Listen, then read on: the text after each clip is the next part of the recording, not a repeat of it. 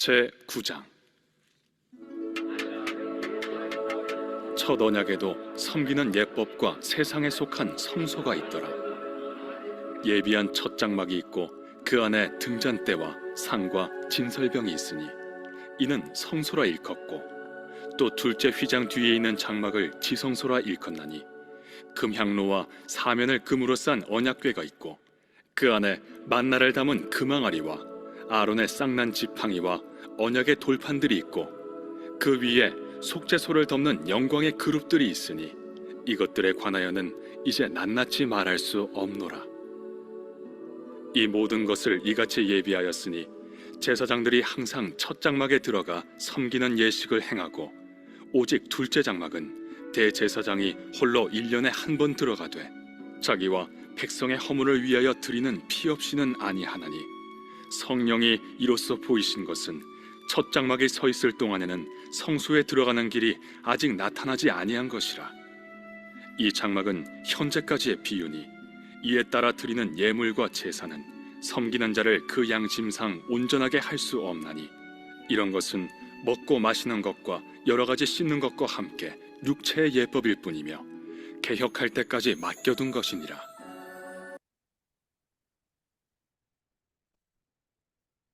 오늘 본문 말씀에서는 옛 언약 성소의 한계에 대해서 말씀을 주시고 있습니다. 본문에서는 성소를 간단하게 소개하고 있습니다. 성막에 들어가면은 두 개의 방이 있습니다. 첫 번째 방은 성소입니다.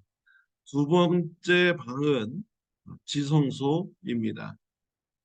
첫 번째 방 성소에는 세 가지가 있습니다. 떡상이 있고요. 그 위에 누룩이 들지 않은 전설병이 있습니다. 그리고 향기를 내는 분향단이 있습니다. 또 성막을 비춰주는 등잔대가 있습니다. 성소의 방을 지나서 두 번째 방에 들어가면은 그곳은 지성소입니다. 지성소에는 언약궤가 있습니다. 그 언약궤 안에는 세 가지가 있죠. 십계명이 적힌 모세의 그런 돌판이 있습니다. 그리고 아론의 쌍난 지팡이가 있습니다. 그리고 만나가 담겨져 있는 항아리가 있습니다. 이 언약궤 위에 뚜껑이 있는데 이 뚜껑은 위에는 속죄소라고 말을 합니다. 속죄소 양 끝에는 날개 달린 천사의 모형이 있습니다. 그 천사들은 자신의 날개로 속죄소를 이렇게 덮는 이런 모양을 하고 있습니다.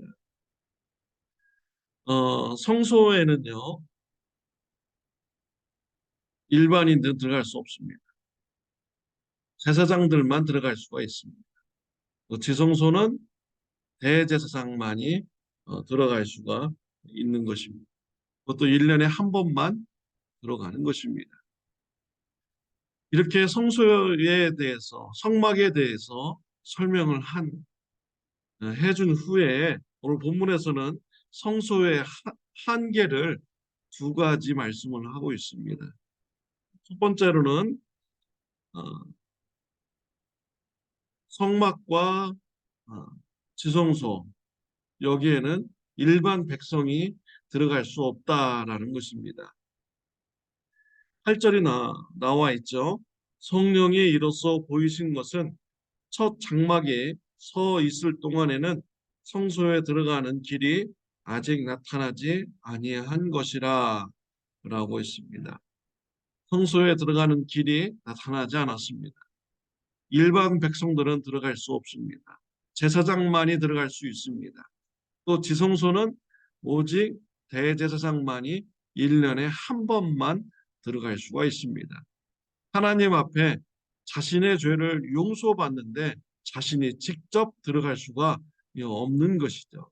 이것이 바로 성막의 한계인 것입니다. 새 언약은요, 그렇지 않습니다. 모든 사람들이 다 예수님의 피를 의지하여서 하나님 앞에 직접 다 나갈 수가 있습니다. 그리고 예수님의 피를 의지하여서 모두가 다 하나님으로부터 직접 모든 죄를 다 용서받는 이런 은혜가 임하게 되는 것이죠. 옛 언약보다 새 언약이 더 좋은 이런 언약인 것입니다. 옛 언약은 새 언약의 그림자 역할인 것이죠. 잠시 잠깐 있는 이런 그림자인 것입니다. 예수님을 가리키기 위한 이런 그림자인 것이죠. 천주교에서는 죄를 용서받는데 신부한테 가서 고해 성사를 합니다. 그러면 신부가 죄를 용서받았다라고 선포를 하죠. 이러한 것은 매우 잘못된 것입니다. 성경적인 것이 아닌 것이. 성경에서는 우리가 예수님의 피를 의지하여서 모두 다 하나님 앞에 나가서 죄 용서받을 수 있다고 말씀을 하고 있는 것입니다. 히브리서 7장 25절에 보면 그러므로 자기를 힘입어 하나님께 나아가는 자들을 온전히 구원하실 수 있으니 이는 그가 항상 살아계셔서 그들을 위하여 간구하심이라. 예수 그리스도를 힘입어서 하나님께 나아가는 자들, 우리 예수님께서 도와주시는 것입니다. 우리가 다 구원받도록 해주시는 것이죠. 왜 그러냐면 예수님이 살아계셔서 옆에서 하나님 우편 옆에서 우리를 위하여 중보하고 계시기 때문입니다. 간구하고 계시기 때문이죠. 우리는 예수 그리스도를 힘입어서 하나님 앞에 담대히 나갈 수가 있습니다. 구원받을 수가 있는 것이에요. 히브리서 10장 19절에도요. 그러므로 형제들아 우리가 예수의 피를 힘입어 성소에 들어갈 담력을 얻었나니 라고 했습니다. 하나님 앞에 나아가는 것 우리가 담력을 얻을 수 있습니다.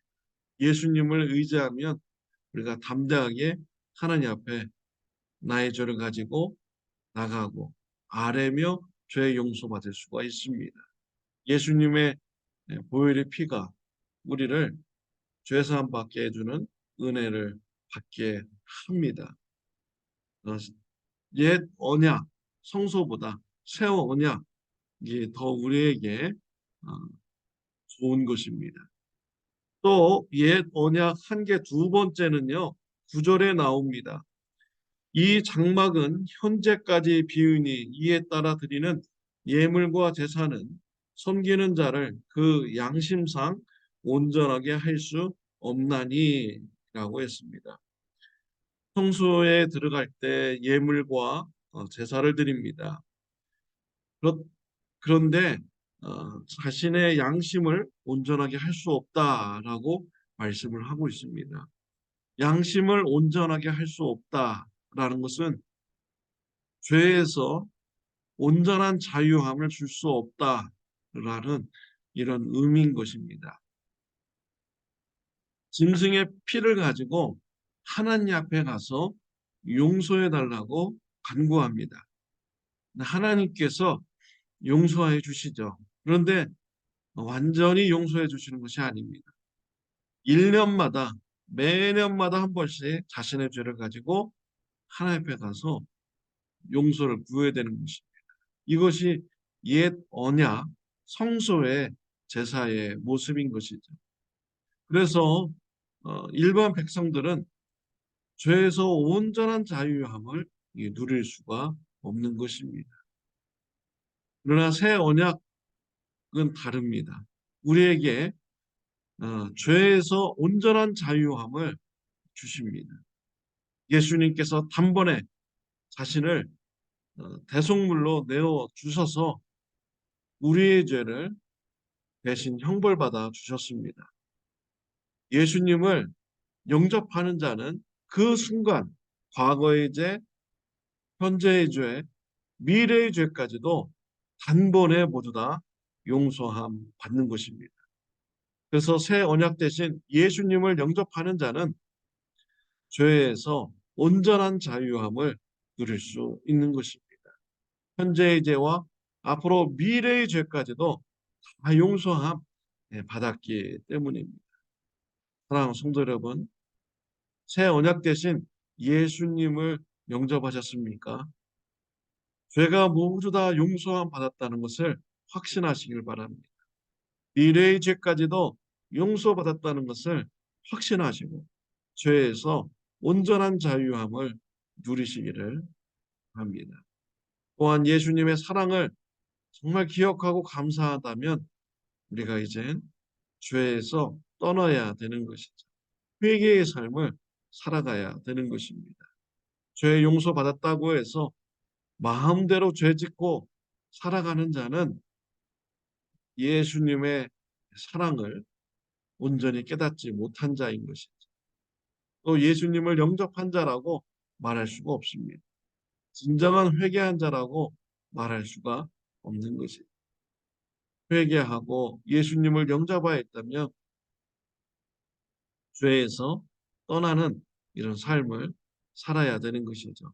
성화의 삶을 살아가야 되는 것입니다.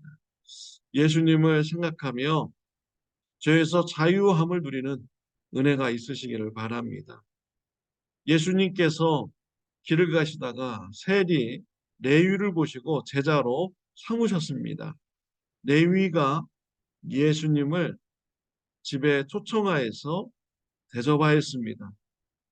이때 자신의 친구들, 세리들을 함께 초청하였습니다. 바리새인들이 이 모습을 보고 책망합니다. 어떻게 예수님께서 죄인들과 같이 식사할 수 있느냐? 예수님께서 대답하셨습니다. 마가복음 2장 17절 말씀에 보면은 예수께서 들으시고 그들에게 이르시되 건강한 자에게는 의사가 쓸데없고 병든 자에게야 쓸데있느니라. 나는 의인을 부르러 온 것이 아니요 죄인을 부르러 왔노라 하시니라. 우리 예수님의 사역의 모습인 것입니다. 예수님은 의인을 부르러 온 것이 아닙니다. 예수님은 죄인을 부르러 이 땅에 오신 것입니다. 죄인들을 죄에서 자유함을 주시기 위해서 예수님이 오셨습니다.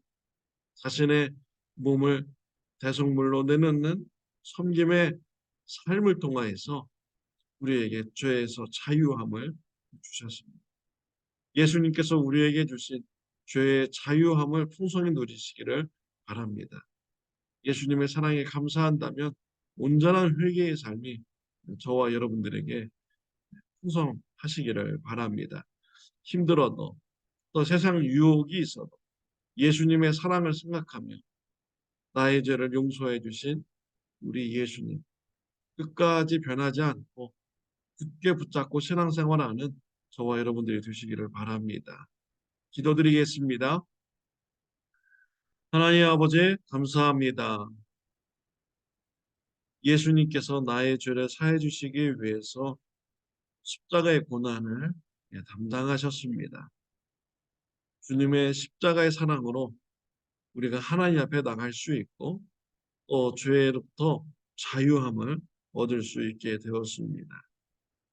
예수님의 십자가의 사랑 우리가 감사하며 회개의 삶, 성화의 삶을 살게 하여 주옵소서. 세상 유혹, 또 세상에 주는 여러 가지 어려움 중에서도 믿음을 지켜나가는 은혜가 있게 하여 주옵소서. 예수님의 이름으로 기도드렸습니다. 아멘.